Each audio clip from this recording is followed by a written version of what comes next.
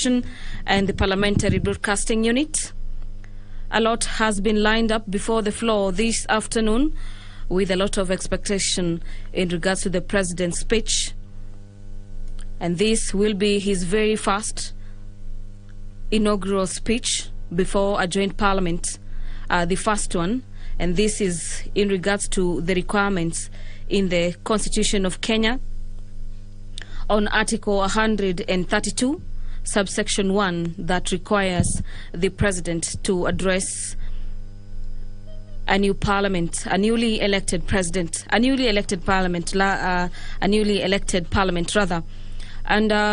under the provisions of that particular article is that pursuant to a notification from the President, a notification directed to the Speaker of the National Assembly, that is Moses Wetangula, as well as the Speaker of the Senate, Honorable Amason Kingi, Parliament, and this is the two houses of the bicameral Parliament, are going to have a joint address from the President today. And pursuant to Article 22, subsection 2 of the National Assembly Standing Orders and the Standing Orders number 25, subsection 2 of the Senate, requires the speakers of the two houses of Parliament to notify members of the time and the date of a joint sitting of the houses of Parliament convened in accordance to Article 132, subsection 1 of the Constitution. That has been done, and members of Parliament are already in the chambers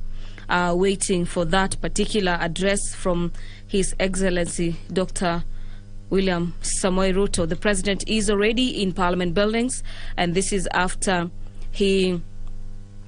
sort of presided over or inspected the guard of honor mounted outside Parliament buildings before he makes his way into Parliament buildings, and he will first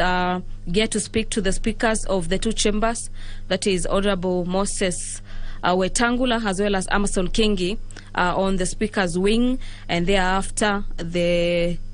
team will be making its way to the National Assembly's chamber for that particular address. And this particular joint sitting has been convened pursuant to the National Assembly Standing Orders number 21, subsection 1.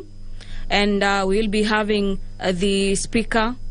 of the National Assembly as well as the Speaker of the Senate first address members of Parliament, notifying them that they have a guest who happens to be the President of the Republic of Kenya for that particular address, and thereafter he'll be inviting the President to address the nation in regards to the opening of the 13th Parliament as well as his agenda for the members of the public.